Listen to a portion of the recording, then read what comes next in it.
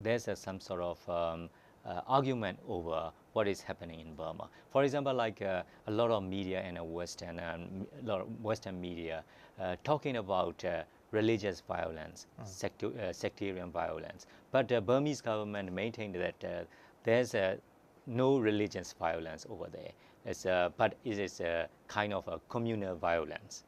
So what is your take on that? I think that it's probably a combination of both, because I think that there are factors in this conflict, in this tension, that are not necessarily religious. There may be socio-economic factors in there. There may also be political factors. But there is clearly a religious element, because the violence has been targeted at the Muslim community. I think what's very important, though, is that we should not see this as all Buddhists. It is the 969 movement and a group of people who, in the name of Buddhism, are carrying out a hate campaign against Muslims. Not necessarily representing Burmese Buddhism. Not representing all Buddhists, no, not at all. I know many Buddhists who would be opposed to this.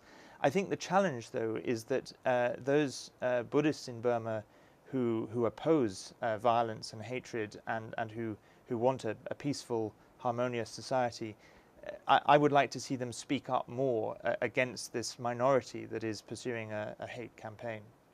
Yeah. But meanwhile, that especially for those exiled, what I call Muslim communities, are portraying in that sense that there's a kind of a generalized situation in Burma that Muslims were oppressed.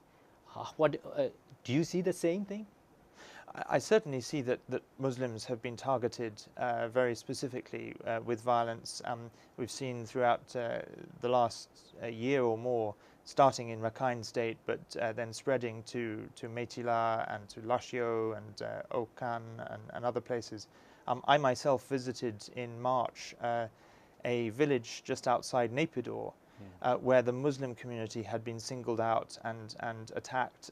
Their madrasa, religious school, had been burnt down. The mosque had been desecrated. And the Muslims there told me that Muslims had lived in that village for more than 200 years and had never had a problem with their Burmese Buddhist neighbors. They'd always had good relations until they were attacked 3 days before I visited them. And they said now they really live in fear. So I think Muslims have been singled out. The violence has been targeted at Muslims. So why it is happening? Well, that's a very good question. I think there is a combination of, firstly, this extreme movement 969 that in the name of Buddhism is using religion to target Muslims and to stir up anti-Muslim sentiment among people. Some people say that there may be elements of the government trying to orchestrate this, and that's possible, although I haven't seen concrete evidence of that. I think another reason this has spread is that the security forces did not step in quickly to stop the first violence in Metila. And so there was perhaps a spread of sort of copycat violence. People thought that they could carry it out and the police wouldn't do anything, and that turned out to be true. Yeah. So not only that the police, the local police cannot, what I call, actively intervene in that situations, but there's been some sort of criticisms came out even for the very famous, very well-respected opposition leaders, Aung San Suu Kyi, being silent about what is happening over there. And of course, she advocate for peace and law and order. But she recently said that the sectarian violence she cannot stop alone or something like that. So what do you see her role? And what else the Burmese government should do? Well, I think first of all, it's very important to remember who is responsible for this violence and who's responsible for stopping the violence. The government has the authority to instruct the police and to prevent this kind of violence and to bring the perpetrators of violence and hatred to justice. Aung San Suu Kyi is not in government, so she's right that she doesn't have the power to stop this. I think it's also unfair to say that she's been silent, because she has said things. She's spoken up. She's met with Muslim leaders, and that's very welcome. Would I like her to say more? Of course, and I think she has a position of influence where she could speak out more than she has, although she has spoken out. She could speak out against violence and for peace without necessarily criticizing the military or the 969 or others. Clearly, she's in a very difficult position. She's walking a tightrope, and she became a politician.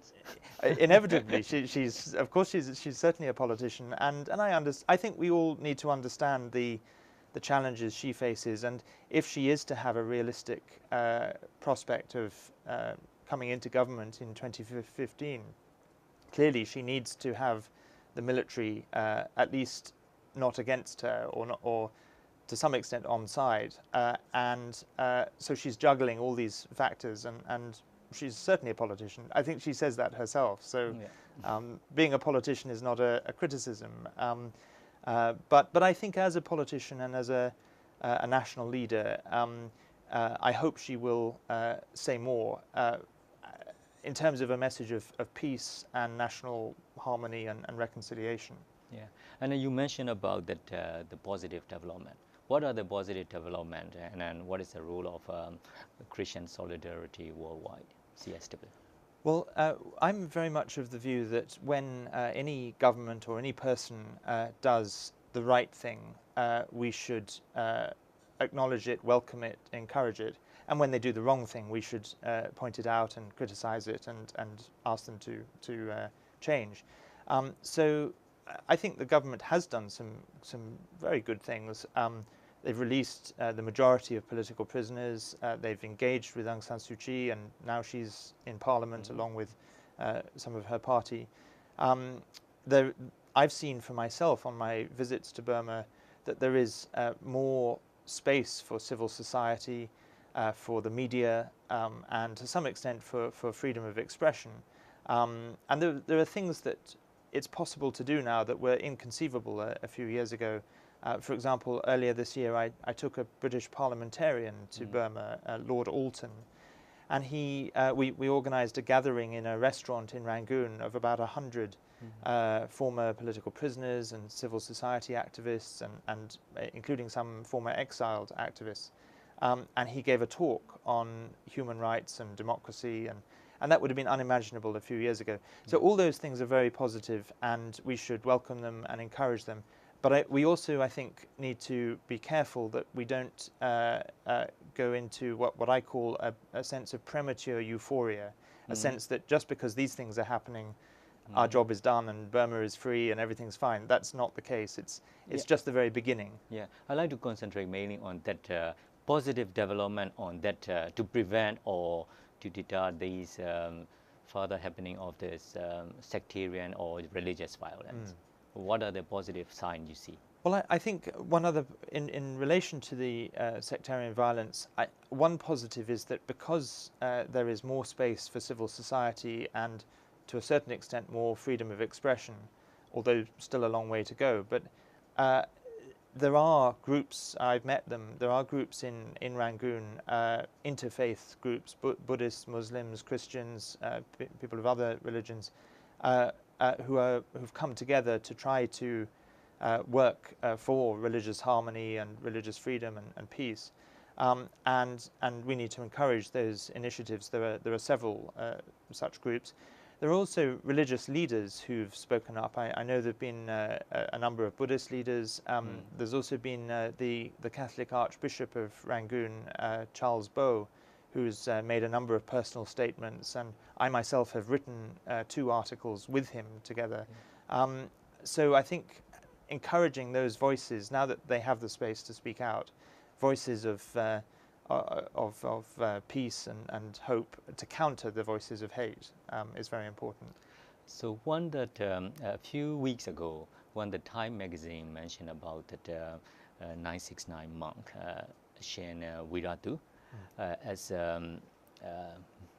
Buddhist militant, there was a public outcry, and a lot of people, a lot of majority of Buddhists, they don't want to be called militancy in Buddhism, which is a completely different issue. Yeah. So do you think that Burmese Buddhism is fairly represented in the Western media?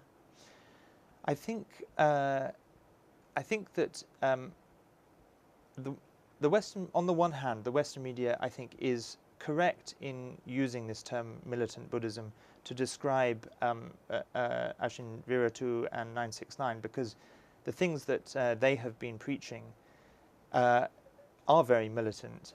In my view, and I'm not a Buddhist, my understanding of Buddhism is quite limited, but I understand a little bit about especially the teachings of metta and karuna, and it seems that metta and karuna are entirely missing from Ashin Viratu and 969's remarks and actions. So to describe them as militant Buddhists, I think is accurate.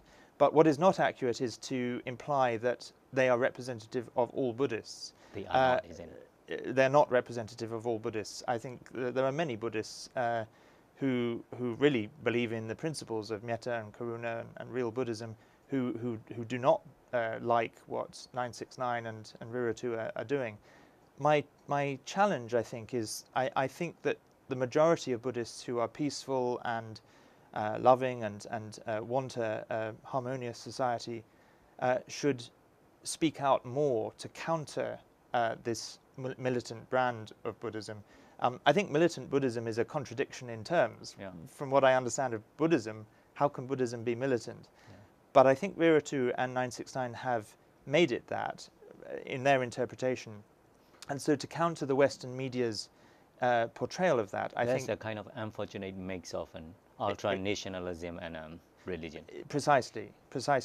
But to counter the Western media's portrayal of Buddhism in that way, I think we need more real Buddhists to speak out and show what Buddhism is really about, and to show that, as with any religion, there's radical Islam in the world, but radical Islam is not representative of all Muslims.